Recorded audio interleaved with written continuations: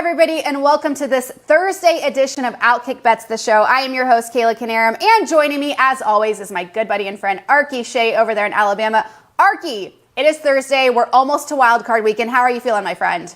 I'm good. I'm a little sad that it's our last show of the week. I know. But I'm excited because we have so much ball to talk. So much football to talk. So much football. I cannot wait. It's the most wonderful time of the year. NFL playoffs are here. All right, so we're just going to get right to it, starting with the bet last night. But instead of a bet last night, spoiler alert, we did not have another sweep, but we didn't do horrible either. So instead of a bet last night, it was a bet last night, just not our bets. We're going to talk about how 3 different people in Pennsylvania hit it big with some parlays. Arky, take this away. What happened? Tell us all about it. And why wasn't it us, by the way? Yeah, I think it's interesting. You're right. We didn't sweep, but we did fine. Villanova gets the win, blah, blah, blah. Yeah. So we're all right. We did fine. We're fine. But I found this interesting that our partner FanDuel, where we go to make our bets, made note that 3 different bettors did a first player basket parlay last night that was plus. I got to read this. It's so wild. Plus 26,056,700 to win, and 3 different people in Pennsylvania did it. Now I'm 100% sure that they're buddies because there's no way this is just random. But check this out: Gordon Hayward, Bogdan Bogdanovic, Evan Fournier, Christian Wood, Lauri Markkanen, and LeBron James, all to score the first basket of the games, and it hit. And they only bet 50 cents to win, and they won $130,284. That is phenomenal. That is such a great return on investment. And you know what I hate most about these? Like, I don't hit a lot of plus 26 million parlays, right, Kayla, but I got to tell you, the thing that would probably annoy me the most about it is, why didn't I bet $1? Like, if I just bet $1, I would have gotten double that, right? Like, I would have gotten a little selfish, but man, that is a great bet last night. It turned out amazingly. So, congratulations to those 3 people who absolutely bet a wild first person to score in the NBA games last night. Because I would not. I'll tell you this: I might have had a few. I would not have had Lauri Markkanen, to be honest with you. That's like the best a bet last night, to be honest. Like, can't really get much better than that there. Yeah, 50 cents to $131,000. That's pretty solid. And that's why we love sports betting so much. There's so much promise with these games. We give you oftentimes a lot of these straight up bets to play, but these parlays and these are the ones that, this is why they say Vegas, was built on parlays, because everyone wants that potential 50 cents to 130,000 possible payout. It's so rare to do, but when it does, it's nice. I bet they still haven't fallen asleep yet. I want it. This makes me want to do more parlays. Yeah, I mean, seriously, and that was only a 6-player parlay or 6-leg parlay. So imagine if you got more. Unreal. Well, congratulations to the folks in Pennsylvania. We wish it was us.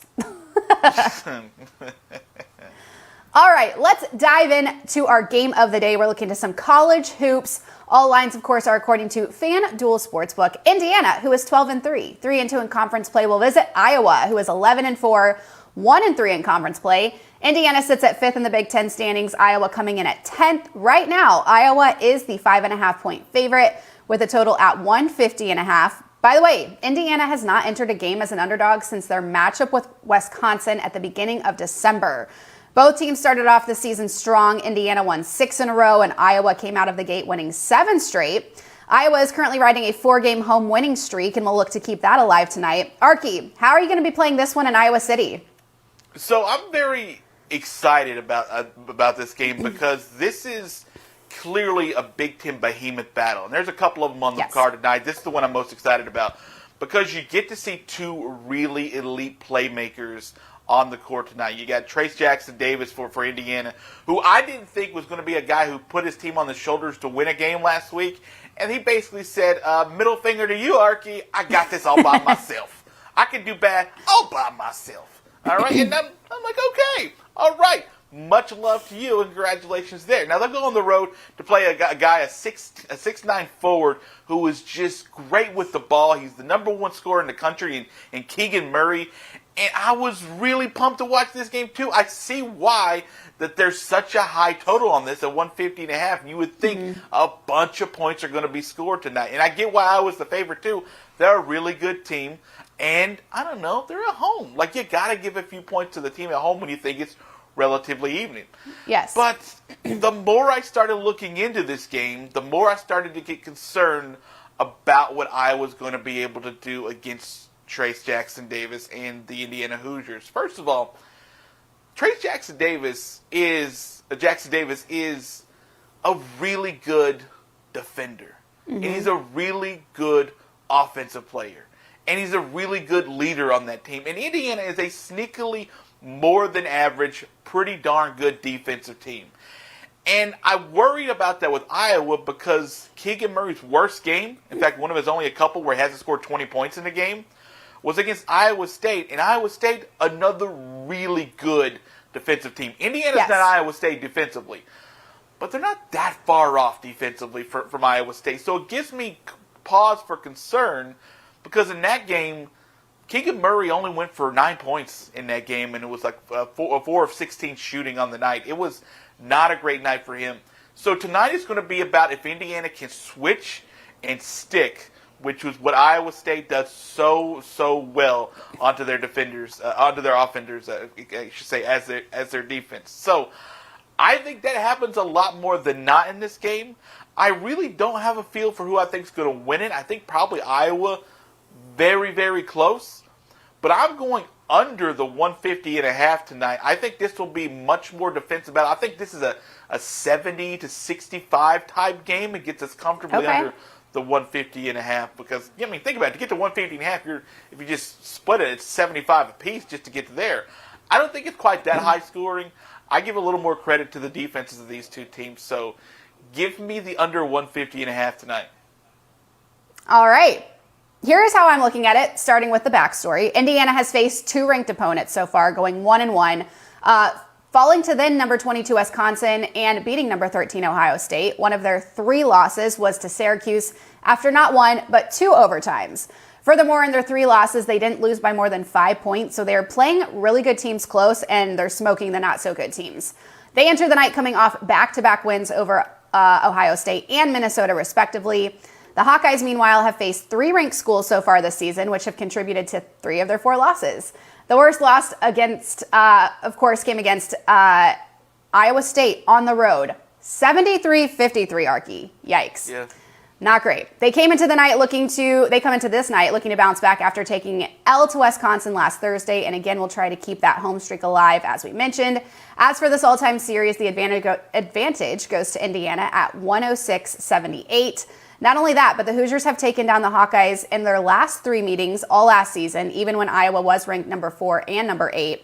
As you mentioned, Trayce Jackson-Davis leads in points and rebounds for the Hoosiers, while on the Hawkeyes side of the ball, Keegan Murray also leads the team in points and rebounds. I think the biggest task for Indiana tonight will be trying to keep those costly turnovers to a minimum, doing more offensive rebounding. However, the Hoosiers defense is ranked number 1 nationally in field goal percentage. Iowa, on the other hand, is super solid on offense, sitting at 3rd in adjusted efficiency and have the lowest turnover rate in the country. They also play exceptionally well at home, which is something Indiana should be worried about, especially since, like you said, they have not won a road game yet. The Hawkeyes are 10-5 against the spread this season and are 7-5 against the spread when playing as the 5.5-point favorite. On the other side, Indiana is 11-4 against the spread on the year and covered in their one and only game when going in as the 5.5-point dogs. Iowa's games this season have gone over this total of 150.5 in 10 games so far, while Indiana has seen it in only 2. In fact, Indiana hasn't reached this total since their game on November 30th, while Iowa, on the other hand, has seen it in their last 5 straight. So who really knows there? All in all, I feel like these two teams are pretty evenly matched based on what we've seen so far. I think this could be a coin flip Arky. That is hard to say. So just in case, I'm going to be taking the Hoosiers at plus 5.5, hoping it's close. Going to stay away from the total. But yeah, this line even jumped from 4 to 5.5 this morning, which, does that make me feel better or worse? I don't know. That's still TBD, but I'm going to ride with Indiana in this one. Yeah, I don't hate that pick. I just think it's interesting that I went back and watched on YouTube, which, by the way, you should subscribe to OutKick Bets on YouTube right now, too. I went back and Good watched plug. some of that Iowa State game that you're talking about against Iowa. And I think Indiana can do a lot of that and make things frustrating for Keegan Murray. So I don't expect him to have a fourth straight game of 27-plus points. All right, let's go. We shall see what happens. All right, moving into our Spotlight wildcard matchups. We cannot wait. We're going to be previewing the 3 games taking place on Sunday. But before we do, we're going to take a look at this weekend's playoff picture. Here we go. On Saturday, we've got the 5-seed Raiders visiting the 4-seeded Bengals. That's going to be taking place at 4:30 Eastern, followed by the Patriots, who are the 6th seed, visiting the 3rd-seeded Bills at 8:15 Eastern. Then on Sunday, we've got the 7-seed Eagles taking on the 2-seed in the NFC, that of course being the Bucs. That game will be in Tampa at 1 Eastern.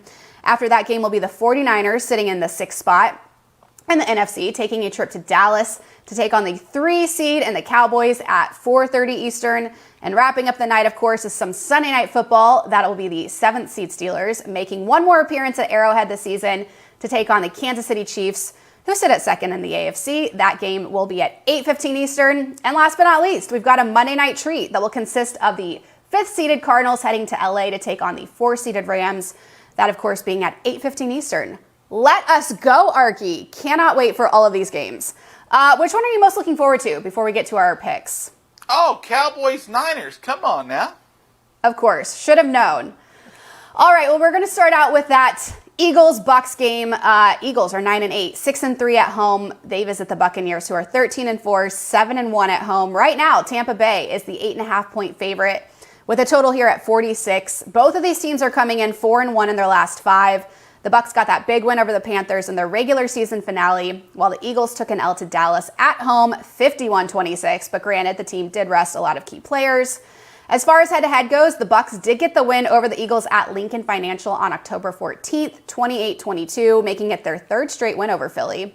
Actually, the Eagles haven't gotten a win over the Bucs since 2013 and are 10-10 all-time and 6-6 when playing Tampa Bay. Sorry, had to. This will be the 5th time these two will meet in the postseason.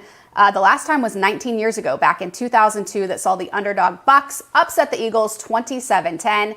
And finally, historically, the Eagles are 7-13 when playing on the road in a playoff game. And unfortunately, I think that's going to move to 7-14 after this weekend. So, Arky, with all that said, what will you be doing in this first game up on Sunday? Sunday. The last time that they played, the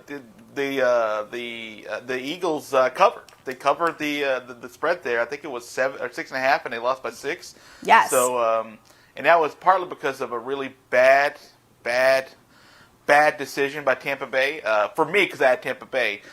When it comes to, I think after a touchdown they went for an extra point instead of for 2, which would have extended what Philadelphia needed to get the game. Regardless of all that, this game itself is going to be really interesting because it's the number 1 rush offense in the NFL in Philadelphia against one of the top 3 rush defenses in the NFL in Tampa Bay. But I think if Philadelphia is going to be in this game, they have to limit the possessions of Tom Brady. And I think no matter what the numbers say, they're going to have to pound that rock, and they are going to have to try to control the time of possession. And it's going to help them that we're looking at about 80% chance of rain in Tampa during the game, 20-mile-per-hour winds. I know Tom Brady's been through this stuff before, but the Eagles, if they're going to have a chance, if Nick Sirianni and company want to be able to keep this game close and get it to the 4th quarter, they're going to have to hope for more rain, and they're going to have to hope for, obviously, that their running game gets going. The Eagles are actually the only team in the playoffs that have 2 players averaging over 5 yards a carry. In fact, Miles Sanders, one of those 2 players, is averaging over 6 since he's come back from his injury. That's got to be the focus on this team because this Bucs team is just depleted injury-wise over the last several weeks, and they're starting to get back a little healthier, but they aren't impossible to beat, clearly. So I think this is going to be a close game. But if the Tampa Bay Buccaneers do not get off to a hot start, let's just say, and they aren't able to sort of push the Eagles to the side early, which I don't think they'll be able to, I feel like this is going to be a close game for all of it. I feel like it's going to be a tight ball game. Maybe you get a backdoor cover midway through the 4th quarter, but I don't see that sort of happening. Philadelphia, if they can dominate the time possession, which of the 4 losses this year, 2 times they've been dominated by time of possession, and 3 of those times they've lost time of possession for Tampa Bay.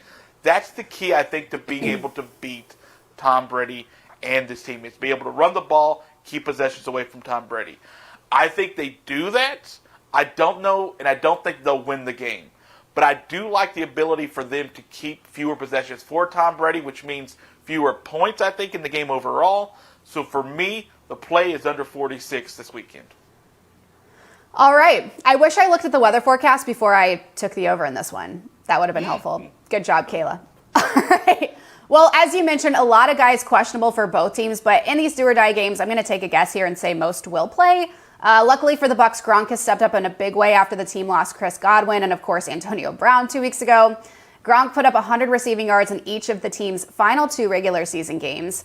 Mike Evans also stepping up for Tampa, recording 10 catches for 136 yards and 3 touchdowns, also in the team's final 2 games of the regular season. The Eagles will come into this one with a well-rested Jalen Hurts, who sat out last week. Hurts is obviously a big weapon to this Eagles offense. Not only did he lead in passing, naturally, at over 3,100 yards this season and 16 touchdowns, but he also led the team in rushing yards at 784 with 10 TDs on the ground. Tampa Bay is 6-2 against the spread in their last 8 games, and get this, Philly is 5-0 against the spread in their last 5 games against NFC South opponents. Interesting. As for the total, it has hit the over in 5 of the Bucs' last 7 games against the Eagles. I think, or I hope in this game, that it'll be closer than the spread suggests. I do think the Bucs will come out on top, obviously, but I'm going to take the Eagles here, Arky, at plus 8.5. Like I said at the top, their last game was by a difference of 6 points. I know they are on the road, but they do travel fairly well, so there's that. I also like the over here. This will probably be the only total I feel somewhat decent about taking this weekend, considering it is in Florida. But as you mentioned, weather is going to be a factor with rain and wind. So I'm still going to have to take the over because I already said I would. So give me the Eagles at plus 8.5 and give me the over. We'll see what happens. It's not possible. The Eagles can sprint through some points too. Like, they've got some big playability. Like, Devontae Smith's amazing. So, like, that kid can catch the ball and run with it. Like, this Eagles team can score, no problem. Absolutely, absolutely. Plus, Florida weather's unpredictable. It'll probably blow over by game time, right? It is. I haven't been to Florida once for more than a day where I didn't get some kind of rain. Exactly. It's a daily occurrence there. So yeah. All right, moving right along to 49ers, who are 10-7, 6-3 on the road. Visit the Cowboys, who are 12-5, 5-3 at home. Right now, Dallas is the 3-point favorite with the total sitting at 51. First of all, these two have never faced each other in a wild card playoff game. That is crazy. And Arky, I'm stealing your fun little fact here. This will be the first playoff matchup between two teams that have won 5 Super Bowls each. In total, these two teams have met 37 times throughout NFL history, where the Cowboys lead the series 19-17-1. Their last meeting was just last season, and the Cowboys took that game 41-33. As far as playoffs go, they have met a total of 7 times. The Cowboys also leading that series 5-2. However, that last playoff matchup was 27 years ago on January 15th, 1995, where San Francisco came out on top 38-28. Obviously, these two teams were a couple of powerhouses back in the 90s and beyond, so it's going to be fun to watch these two long-standing NFC rivalries get back in the spotlight this weekend. Arky, how will you be playing this one on Sunday that involves your team, and some would argue America's team, and another one that I don't think is going to be that easy of a pick? Oh, this is an easy pick for me. Easy peasy, baby. I got the Cowboys -3 in this one. Now, here's the thing I think I find the most fascinating about it is that I don't think it's just me being super homer dog. Mm-hmm. I think that there is a big chance that the Cowboys win by double digits in this game, and here's why. Okay. As stated next. Are you ready? I'm ready. ready. Like some notes? Are we Hit ready? me. Here we go. So, Jimmy Garoppolo has been very good at times for San Francisco. In fact, obviously, they used a lot of him to come back and be able to get to the playoffs after their comeback win last week. But Jimmy Garoppolo is a turnover machine at times. 4 straight games the 49ers have turned the ball over. He's got 2 straight games with 2 interceptions. And the Cowboys, they feast on takeaways. They are the number 1 team in the NFL when it comes to takeaways. Number 1. And this defense statistically may not look great as far as the rushing yards or passing yards allowed. It may be in the 15 to 20s, and that sort of scares some people off. But they are opportunistic, and they grab turnovers, and they've got players like Diggs and Parsons and Lawrence who are all monsters to sort of deal with for the duration of a fourth quarter game. So that would concern me if I'm a San Francisco fan. Also a concerning thing if I'm a San Francisco fan is that when the Niners go on the road, they allow opposing quarterbacks to complete 69% of their completions. 69% of their passes on the road. That's deplorable. That is awful. That is why I think the Cowboys are going to use this game as a take whatever the freaking Niners are going to give you type game. Dak Prescott is going to throw for a bunch in this game, and he's going to have to, I think, to be able to consistently win. Now, if they can find a way also, this is how I think it could happen. If they find a way to limit somehow Deebo Samuel in this game, they will crush the 49ers. Because Deebo Samuel is damn near all the offense for Jimmy Garoppolo. In fact, he's 35% of the receiving yards for Jimmy Garoppolo, which is the highest, or the second highest in the NFL, only behind Cooper Kupp, which we'll see on Monday night. So you talk about a potential boom or bust game. This could be a big bust time if the Cowboys can slow Deebo Samuel, which has been really hard to do, and are able to keep Dak Prescott in check with not making big turnovers. And I don't think he will in this game because the 49ers have only had 9 interceptions in the entire season. They've played 17 games. That's not a bunch. All right? Yeah. That's not that impressive of a team. So give me the Cowboys -3. All them facts are in front of you. And if you go the other way, you're betting your money away. So Cowboys -3. All right, I like that. I'm going to start with San Francisco here. Despite a team that was banged up for much of the season, their offense ranks 7th in NFL in total yards, as well as rushing, while the defense ranks 3rd in total yards allowed, 6th in passing yards allowed, and 7th in rushing yards allowed. Even though Jimmy Garoppolo has that banged up thumb, the 49ers adjusted nicely by keeping the ball on the ground, which has worked well. Luckily for both worked well for them, and luckily both Elijah Mitchell and Deebo Samuel, as you mentioned, seem to be healthy and ready for some playoff action. They, of course, will be going up against this Cowboys team who is very much firing on all cylinders themselves. In the regular season finale, the Cowboys put up 50 points against a division rival this for the second time this season. Again, Eagles rested players. It is what it is. The Cowboys offense ranks 1st among the NFL in points and total yards, putting them at 2nd in passing yards and 9th in rushing yards. Dak Prescott finishing the regular season at 7th in passing yards at over 4,400 and tied for 4th in touchdowns at 37. Don't sleep on this Cowboys defense, as you mentioned, who ranks 7th in points allowed. But the real kicker, again, I'm going to reiterate it, those turnovers, putting them at 1st with 8 fumble recoveries, Arky, and 26 interceptions. That is nuts. Woo! As for the trends, these are definitely some interesting ones. And their last 6 meetings between these two teams, the favorite is 4-1-1 against the spread. In those last 6, the 49ers are 1-4-1 against the spread. The Cowboys are 1-7 against the spread in their last 8 games that were played in January. And for the total, the over is 8-2 in their last 10 matchups together. But the under is 5-1 in the 49ers' last 6 playoff appearances. So with all of that said, these are two teams who had 2 games go into overtime this season. So if any of these games should do that, I'm banking on it being this one. I can see it getting into overtime. Who knows? But nonetheless, I'm going to be taking the Cowboys right there with you at -3. I would also lean the under, mostly due to those solid defenses that we talked about above. But you're welcome, Arky. Taking the Cowboys on Sunday. Here's the other station. Now, the Cowboys are the number 2 team in the NFL in point differential at home. They're outscoring their opponents at home by 14.3 points per game. Well, shoot. Bank on it. Bank on it, girl. Bank on it. Another team I'm going to be banking on, the Chiefs, who are, of course, playing the Steelers. KC is the 12.5-point favorite right now with a total at 46. Arky, we'll be waiting not just Sunday day, but all weekend for Sunday night. This, by all accounts, should be a layup for the Chiefs and is a nice little gift for not getting the number 1 seed. But sometimes that scares me even more. Even Ben Roethlisberger is counting on it being his last game when talking to the media this week.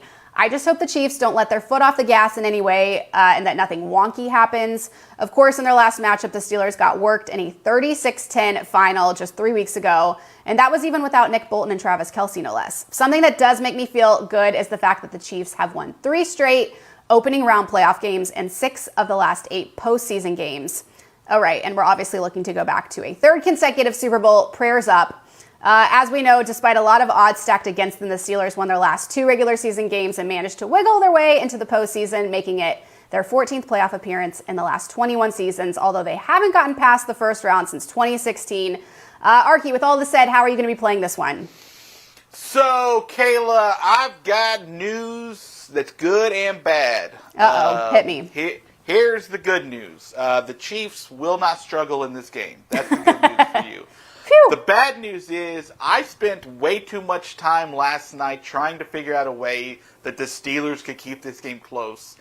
And there is nothing in the entirety of the season, in the most recent games, in the numbers, there is nothing that suggests this team will be within 2 touchdowns by the time the game is over. I think you're safe. Whatever the number is going to be for the first half spread, I think you're safe taking it for Kansas City because the Steelers literally don't score in the first half. They just don't. It's terrible. They're a terrible offensive team.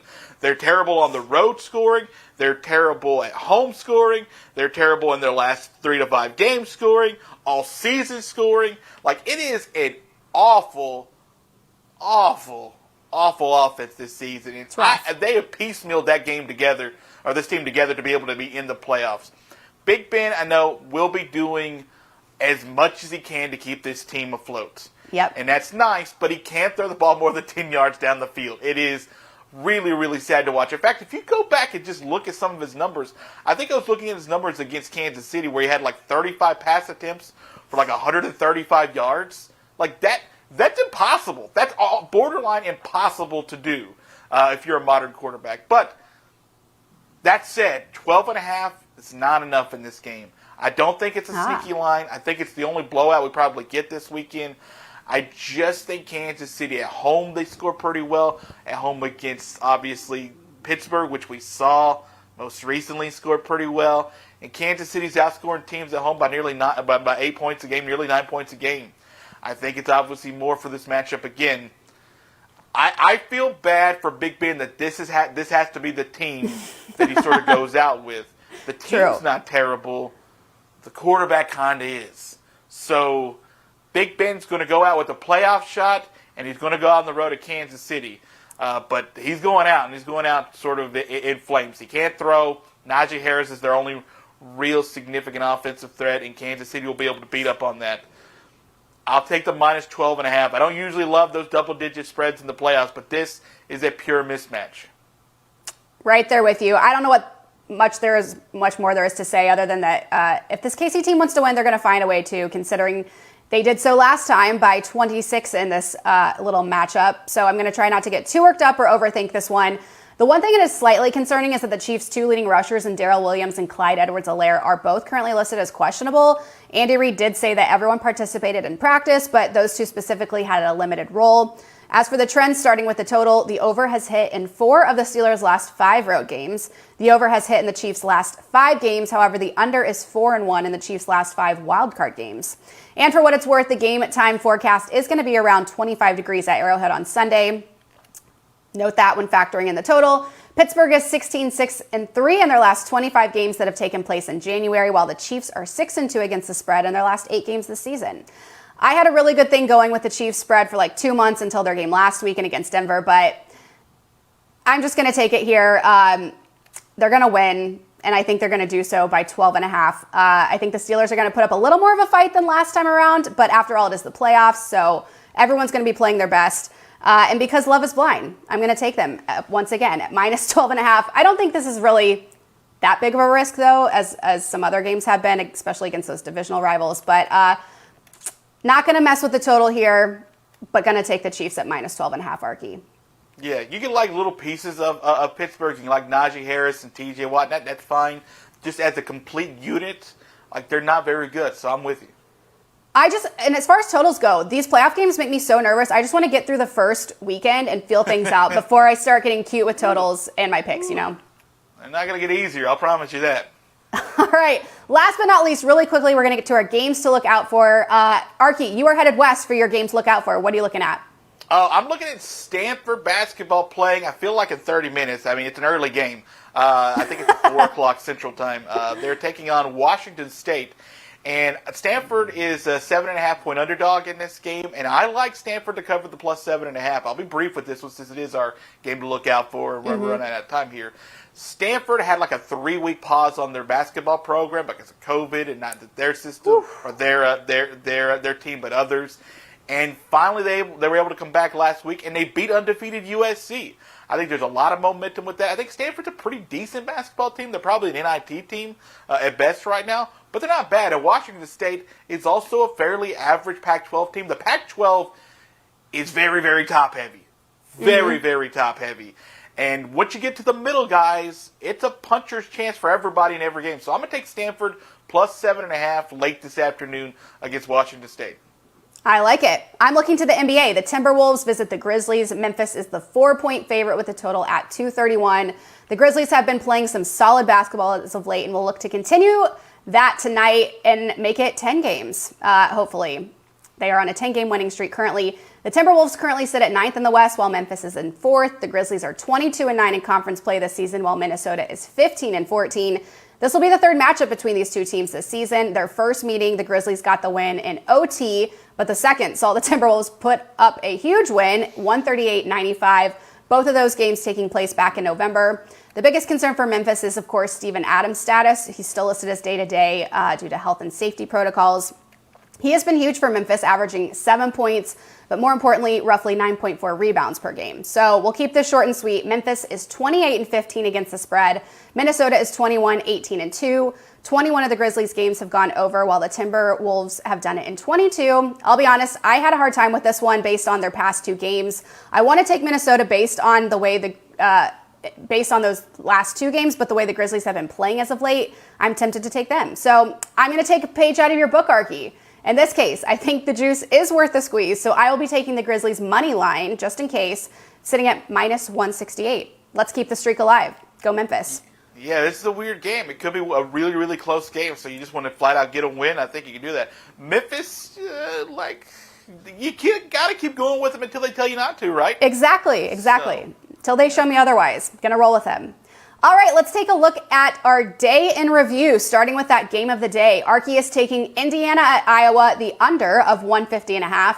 I'm going to be taking Indiana plus 5.5. Looking at these wild card spotlight matchups, Arky is taking the Eagles at Bucks under of 46. I will be taking the Eagles plus 8.5 and the over of 46. Of course, before I looked at the weather report, Arky is taking the Cowboys minus 3. I am also taking the Cowboys at minus 3. In the Chiefs-Steelers matchup, we are both taking the Chiefs at minus 12.5. And in our games to look out for, Arky is going with Stanford plus 7.5, and I will be riding the Memphis money line at minus 168. And that is going to do it for us on this Thursday. Arky, are you ready for Wild Card Weekend? I am. I'm a little out of breath, but that could be the obesity talking.